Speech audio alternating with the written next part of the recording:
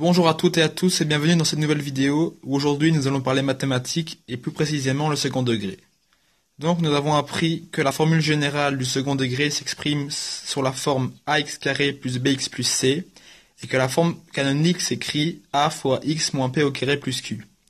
Alors comment trouver p? Eh ben p c'est égal à moins b sur 2a et c'est l'abscisse du sommet. Et q c'est égal à 4ac moins b carré sur 4a et c'est l'ordonnée du sommet.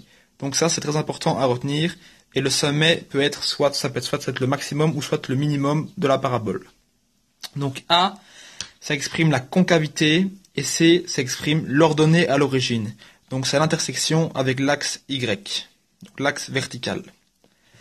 Donc maintenant comment trouver les racines? Alors soit en factorisant l'expression, donc sous la forme, donc ici il y a par exemple la forme A fois x moins x1 fois x moins x2, mais on n'en verra pas dans cet exercice.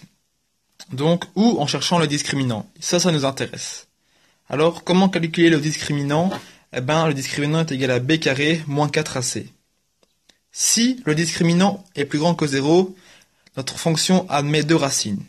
x1, qui se calculera en faisant moins b plus racine du discriminant sur 2a, et x2 qui se calculera en faisant moins b moins la racine du discriminant sur 2a. Si le discriminant égale 0, la fonction admet une racine. Elle se calculera en faisant moins b sur 2a, et c'est égal à p. Et si le discriminant est plus petit que 0, donc la fonction n'admet pas de racine, donc n'existe pas. Donc comment représenter une fonction graphiquement? Eh bien, première chose à faire, il faut représenter p, donc l'abscisse du sommet, ensuite représenter q, ensuite représenter x1, représenter x2 s'il y a, et représenter c, l'ordonnée à l'origine. Alors dans notre exemple, on a notre fonction, donc qui s'exprime sur la forme générale x carré moins 2x moins 8. Donc nous devons la mettre sur la forme canonique. Alors pour ça, nous allons devoir trouver p. Alors p c'est moins b sur 2a. Ici, p égale moins 2, donc moins b égale 2, et a égale 1, donc 2 fois 1 égale 2. Donc p égale 1, donc l'abscisse du sommet égale 1. Et q c'est 4ac moins b carré sur 4a. Alors 4 fois 1 fois moins 8, ça fait moins 32, moins b carré, ça fait moins 4, parce que b carré égale moins 2 au carré, 4, moins devant le b carré, donc moins 4, divisé par 4 fois 1. Donc ça fait moins 32, moins 4, moins 36, divisé par 4 égale moins 9. Et q égale l'ordonnée du sommet. Alors maintenant, on doit calculer les racines. Donc on va calculer le discriminant, et donc ça fait le discriminant égale b carré moins 4ac. Donc 4, donc moins 2 au carré, 4 plus, donc ici moins 4 fois 1 fois moins 8, donc ça fait plus 32 égale 36.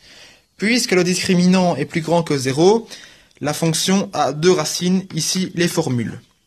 Donc ce sera x1 égale moins b plus racine de 36 sur 2a, donc ça fait 2, parce que b égale moins 2, donc ça fait 2, donc moins 2 ça fait 2, plus racine de 36, 6, divisé par 2 fois 1 divisé par 2, donc 2 plus 6, 8 divisé par 2, 4, et x2 est égal à moins b moins la racine de 36 sur 2a, ça fait 2 moins 6 sur 2 égale moins 2, vous pouvez vérifier.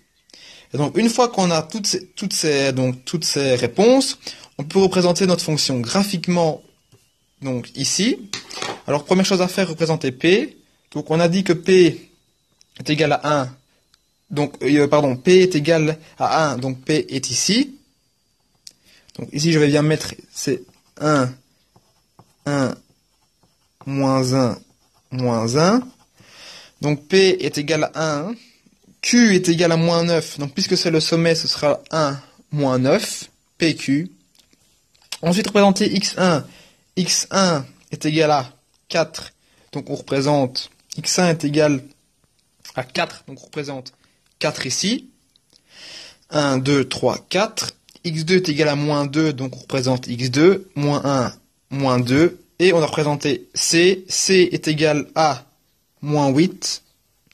Donc du coup on représente moins 8. Et donc de là on n'a plus qu'à relier notre fonction. Et voici donc bien symétrique. Donc 1.